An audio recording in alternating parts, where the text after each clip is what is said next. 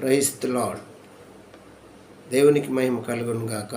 ప్రియా దైవజనమ, దేవుడు మనల్ని ప్రేమించి మరొక నూతన దినము ఉదయకాల సమయాన్ని ప్రభువారు మనకు అనుగ్రహించారు. అందుని బట్టి దేవుని స్తుతిద్దాం. హల్లెలూయా. ఈరోజు ఒక ప్రత్యేకమైన ప్రకటన చేయడానికి ఇష్టపడుతున్నాను.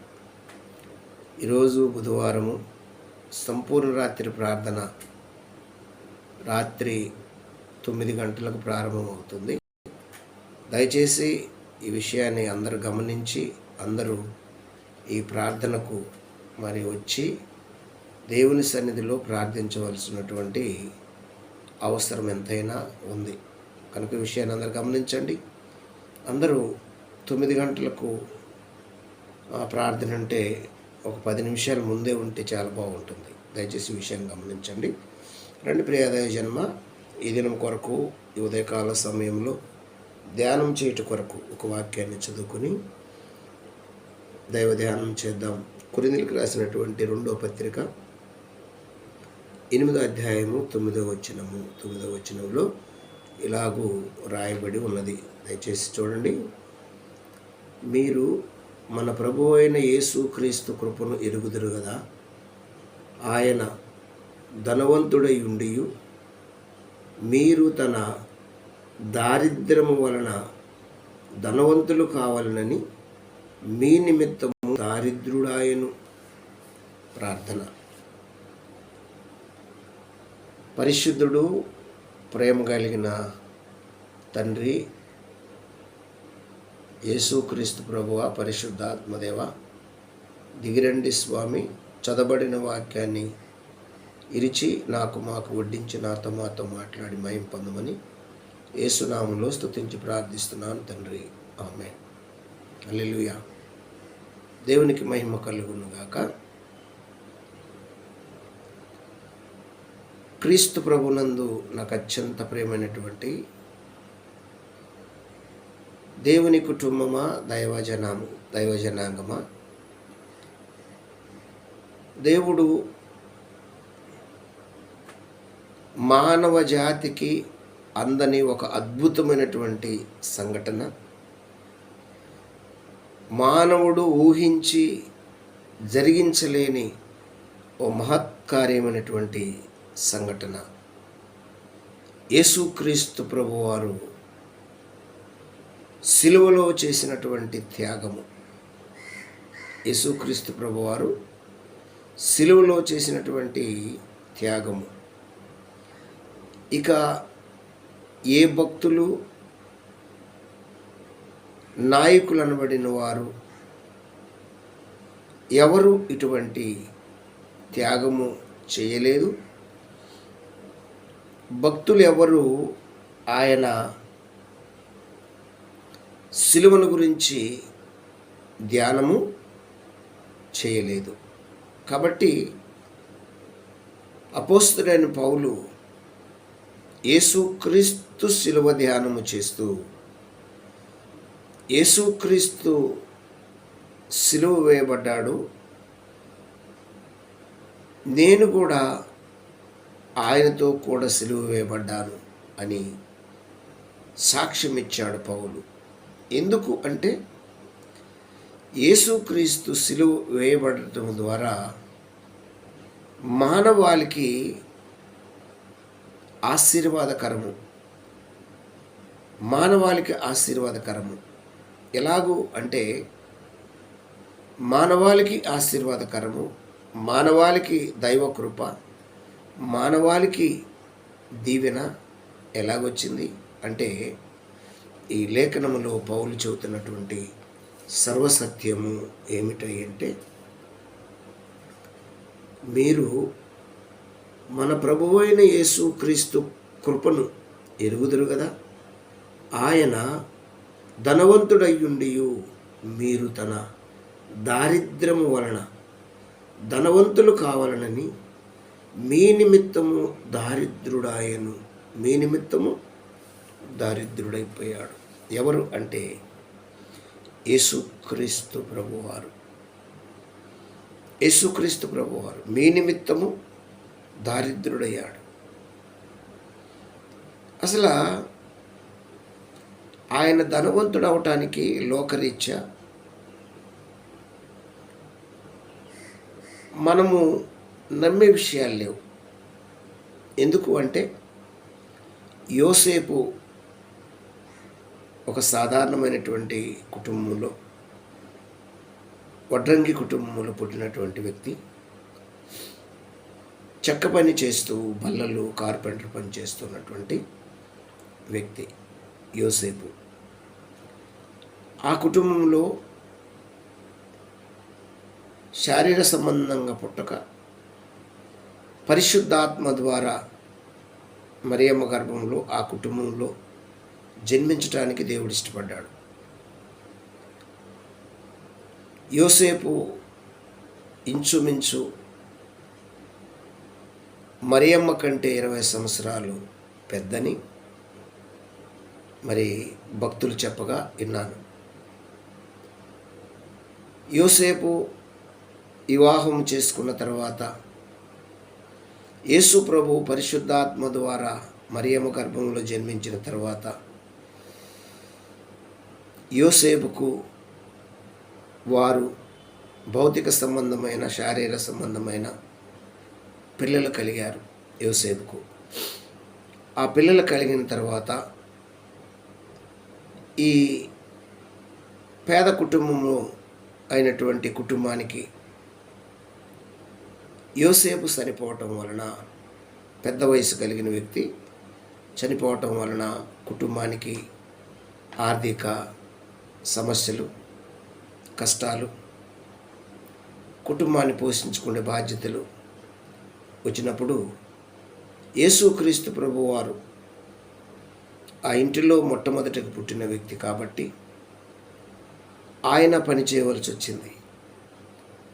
ఆయన కూడా కష్టపడవలసి వచ్చింది. ఆయన చెక్క బల్లలు చేయవలసి వచ్చింది, వడ్రంగి పని చేయవలసి వచ్చింది.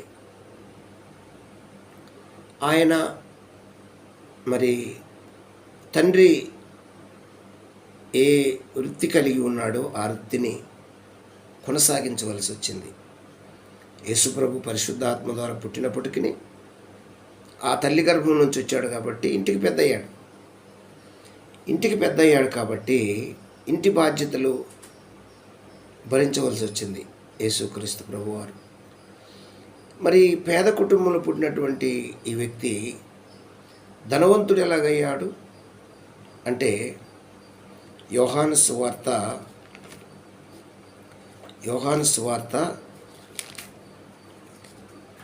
17వ అధ్యాయంలో మనకు ఒక మాట కనబడుతుంది.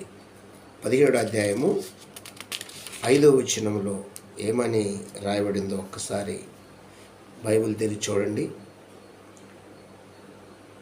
యోహాను సువార్త 17వ అధ్యాయము 5వ వచనంలో ఇలాగ రాయబడింది.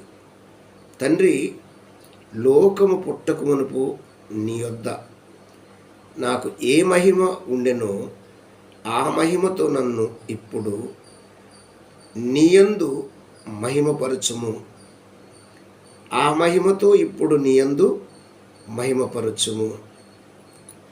లోకము పుట్టక మునుపు నీ దగ్గర నాకున్నటువంటి మహిమ, ఆ మహిమతో మహిమపరచుము. అంటే ఈయన ఎప్పుడు ధనవంతుడు అంటే లోకం పుట్టక మునుపు ధనవంతుడు.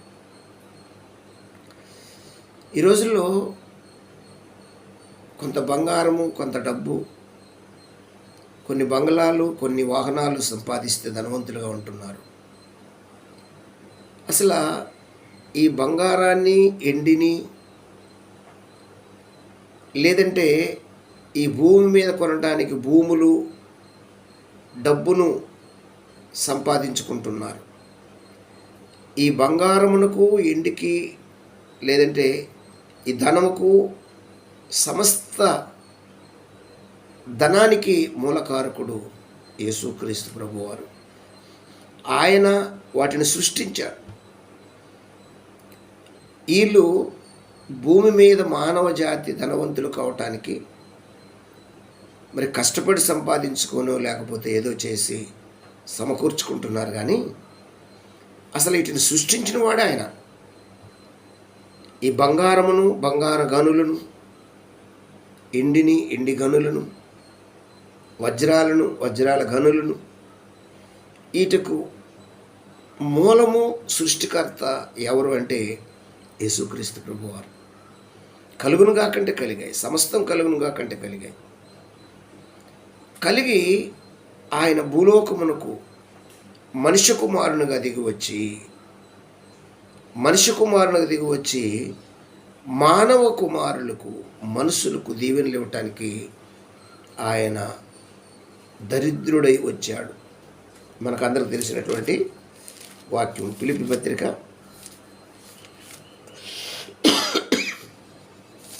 2వ అధ్యాయము 6వ వచనము మనందరికి తెలిసినటువంటి వాక్యం. 6వ వచనంలో ఏముంది? ఆయన దేవుని స్వరూపము కలిగిన వాడయుండి దేవునితో సమానంగా ఉండుట విడిచిపెట్టకూడని భాగ్యమని ఎంచుకొనలేదు కానీ మనుషుల పోలికగా పుట్టి దాసుని స్వరూపమును ధరించుకొని తన్ను తాను రిక్తునిగా చేసుకొనెను.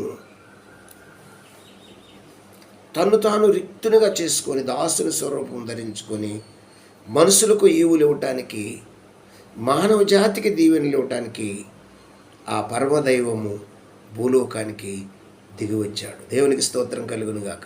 పరమదైవమే మనిషి రూపమై దిగి వచ్చెను ఈ లోకమే, అమర జీవమే నరుల కోసమై ఉదయించెను నీ కోసమే.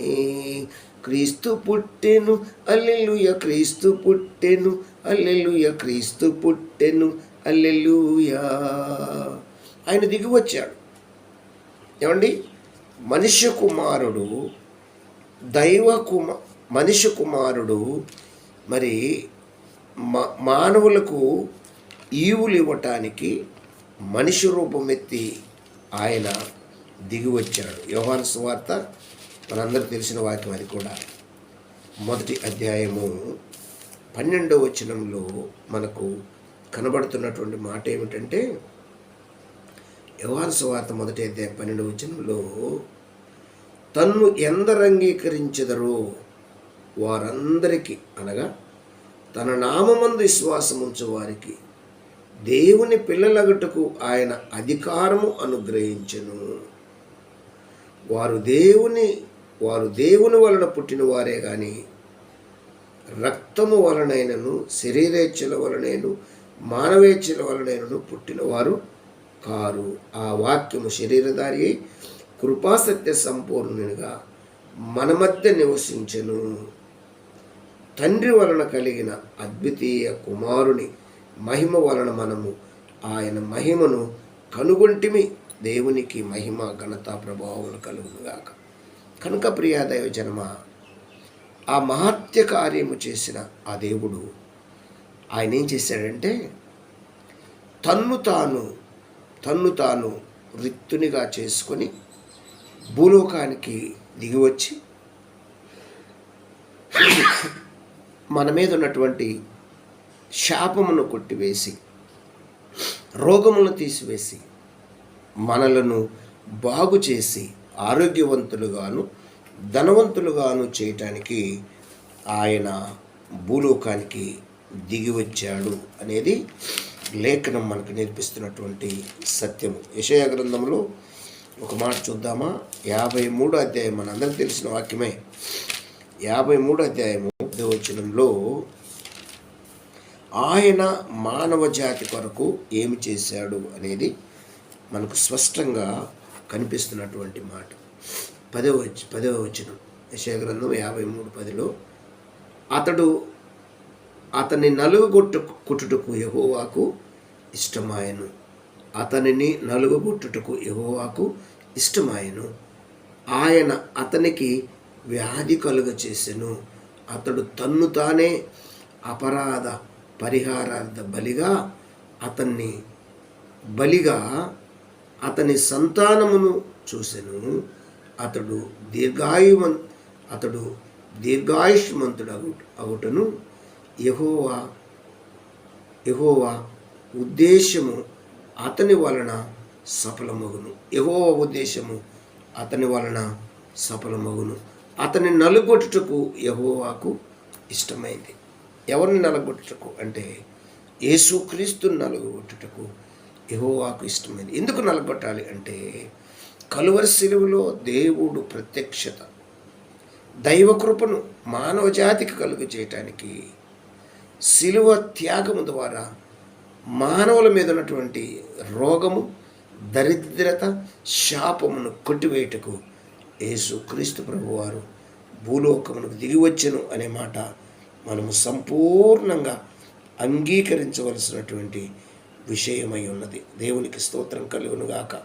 కాబట్టి ఆయన నలగొట్టడం వల్ల మనకు ఆరోగ్యము, ఆయన నలగొట్టబడడం వల్ల మనకు ఆరోగ్యము, ఆ నలగొట్టబడడం వలన మనకు దీవెన, మనకు ఆశీర్వాదము దేవుడు మనకు అనుగ్రహిస్తూ వచ్చినటువంటి విషయము. మీరు చూస్తే మలాకీ గ్రంథంలో కూడా మనకు ఒక మాట కనబడుతుంది. ఆ నీతి సూర్యుని రెక్కల కింద మనకు ఆరోగ్యము కలుగచేసెను అని మలాకీ 4:2 మనకు కనిపిస్తున్నటువంటి మాట. దైవజనాంగం అందరికి తెలిసిన విషయమే. మలాకీ గ్రంథము 4వ అధ్యాయము 2వ వచనంలో ఏమని ఉంది అంటే 2వ వచనంలో, అయితే నా నామమందు భయభక్తులు గలవారగు మీకు నీతి సూర్యుడి ఉదయించెను, అతని రెక్కలు ఆరోగ్యము కలుగు చేయను గనుక మీరు బయలుదేరి క్రొవ్విన దూడలు గంతులు వేయినట్లు గంతులు వేయుదురు. దేవునికి స్తోత్రం కలుగునుగా. క్రొవ్విన దూడలు, బలమైన దూడలు, ఆరోగ్యమైన దూడలు గంతులు వేసినట్లు మీరు గంతులు వేస్తారు, మీరు కూడా ఆరోగ్యవంతులు అని లేఖనము సాక్ష్యమిస్తుంది. కాబట్టి ప్రియ దైవజనాంగమా, మరి ఇలాగ ఆరోగ్యం కలగటానికి కారణమేమిటి అంటే మరొకసారి యెషయా గ్రంథంలోకి వస్తే 53వ అధ్యాయం 3వ వచనంలో మనకు కనబడుతున్నటువంటి మాట, అతడు తృణీకరింపబడిన వాడు, ఆయను మనుషుల వలన విసర్జింపబడిన వాడును, వ్యసనాక్రాంతుడుగాను వ్యాధిని అనుభవించిన వాడుగాను మనుషులు చూడనొల్లని వాడుగాను ఉండెను. అతడు తృణీకరింపబడిన వాడు గనుక మనము అతని ఎన్నిక చేయకపోతిమి. మానవ జాతి వరకు ఇన్ని కష్టాలు, ఇన్ని బాధలు, ఇన్ని ఇబ్బందులు కలిగినటువంటి వ్యక్తి ఎవరు అంటే ఆయన పేరే నజరేయుడైన యేసుక్రీస్తు ప్రభువారు. కాబట్టి ఇది పౌలు వివరిస్తున్నటువంటి సత్యము. 2 కొరింథీ పత్రిక 8వ అధ్యాయం 9వ వచనంలో, మనము మన ప్రభువైన మీరు మన ప్రభువైన యేసుక్రీస్తు కృపను ఎరుగుదురు కదా, ఆయన